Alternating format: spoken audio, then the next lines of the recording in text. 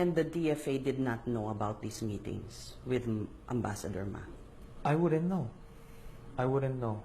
But I assumed na since nagre-report ako sa presidente that aligned yung aming galaw.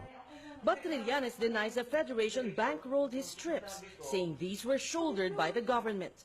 Of the 15 or 16 meetings he had with Chinese officials, 6 or 7 were held in China. Trillanes had said it was Malacanang that approached him to ask for his help in easing the tension between the two countries. But last week, President Aquino said it was Trillanes who offered his services. Trillanes says he won't contradict the president. Yan yung pagkakatanda ng ating presidente sa mga pangyari. So yan na po yan. Nagre-report ako kay presidente, lahat ng proposal, galing sa kanya, counter-proposal. So, kung anong hindi niya papayagan, hindi papayagan. So, messenger lang ako dito. Sa akin naman dito ay kailangan sana ginawa ng DFA yung kanilang homework. Ano? Hindi ba nila alam na ganun ang mangyayari? Sana na-anticipate nila yan to make sure na hindi nangyari yung ganyang debacle. Ano? Ang sa akin kasi rito, tatanungin natin yung DFA, sila ba na-exhaust na nila lahat ng peaceful and diplomatic means? And sa nakita ko, base sa informasyon natin, wala namang mga Chinese vessels na doon ngayon sa Scarborough. Inside, wala namang mga in-install na mga na kung anong pang obstacle or what. So wala po, wala talaga. Wala. Ibig sabihin, Senator, nung lumabas tayo, China also They left. responded accordingly. Yung Yes. ano nila. Yes. They left. Kaya nagtataka ko, ano ba yung kinapuputok ng butsi nitong DFA? Wala na eh. Tatlo na lang yung barko ng China nandoon, pero nasa international waters na. So, wala yung fear nila na parang magtatayo ng outpost dyan sa Scarborough was never true all along. At itong nakita nyo naman, di ba, yung pinakita na picture nun minsan sa isang payagan, na parang nag-occupy na sila. File photo pala ho yun noong 1970s pa. Luma ho yun. So, huwag tayo magpapadala sa mga ganyang at in this day and age, mas mabilis, mas maganda yung sa maayos na usapan na lang natin daanin itong mga ganitong problema. About 125 miles west of the Philippines base of Subic Bay, Admiral John Richardson, the head of U.S. naval operations, said that Chinese surface ship activity, survey type of activity, is an area of concern that it may prepare for the next possible land reclamation. China seized the Scarborough Reef from the Philippines in 2012. Since then, access to the territory has been restricted by China. Scarborough Shoal forms a triangle-shaped chain of reefs and rocks with a perimeter of 29 miles. It covers an area, including an inner lagoon, of 58 square miles. The shoal's highest point, South Rock, measures 6 feet above water during high tide. Located north of it is a channel, approximately 1,214 feet wide and 36 feet deep, leading into the lagoon. Several other coral rocks encircle the lagoon, forming a large atoll. Scarborough Shoal is within Philippines' 200 nautical mile exclusive economic zone, EEZ, if the Scarborough Shoal was considered the territory of Philippines. But if the shoal was considered the territory of China, then Philippines' 200 nautical mile EEZ cannot cover the shoal.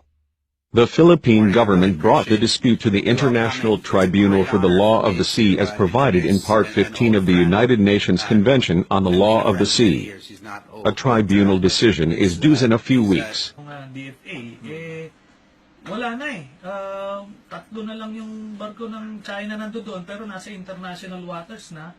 So, wala yung fear nila na parang magtatayo ng outpost dyan sa Scarborough was never true all along.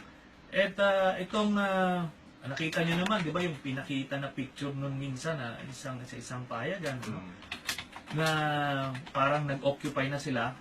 File photo pala ho yun noong 1970s pa. Luma Luma ho yun. So, huwag tayo magpapadala sa mga ganyang at in this day and age, mas And the DFA did not know about these meetings with Ambassador Ma.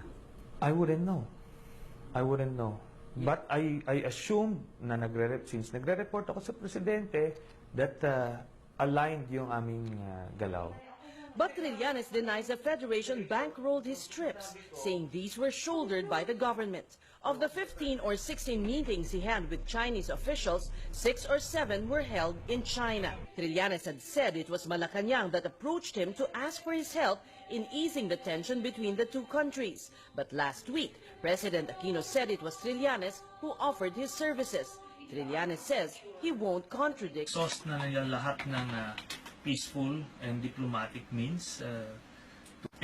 Sa nakita ko, base sa informasyon natin, wala namang mga Chinese vessels na doon ngayon sa Scarborough.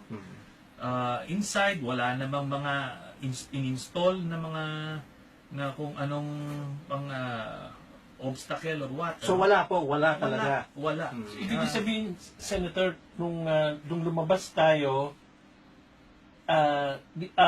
China also They left. responded accordingly. Yung Yes. ano nila. Yes. They left. Kaya nagtataka ko, ano ba yung kinapuputok ng butsi nito? Mas mabilis, mas maganda yung sa maayos na usapan na lang natin daanin itong mga ganitong problema. About 125 miles west of the Philippines base of Subic Bay. Admiral John Richardson, the head of U.S. naval operations, said that Chinese surface ship activity, survey type of activity, is an area of concern that it may prepare for the next possible land reclamation. China seized the Scarborough Reef from the Philippines in 2012. Since then, access to the territory has been restricted by China. Scarborough Shoal forms a triangle-shaped chain of reefs and rocks with a perimeter of 29 miles. It covers an area The President. Yan yung pagkakatanda ng ating presidente sa mga pangyayari. So yan na po yan. Nagre-report ako kay presidente, lahat ng proposal, galing sa kanya, counter-proposal. So, kung anong hindi niya papayagan, hindi papayagan. So, messenger lang ako dito. Sa akin naman dito ay kailangan na sana ginawa ng DFA yung kanilang homework. Hindi ba nila alam na ganun ang mangyayari? Sana na-anticipate nila yan to make sure na hindi nangyari yung ganyang debacle. Ang sa akin kasi rito, tatanungin natin yung DFA, sila ba na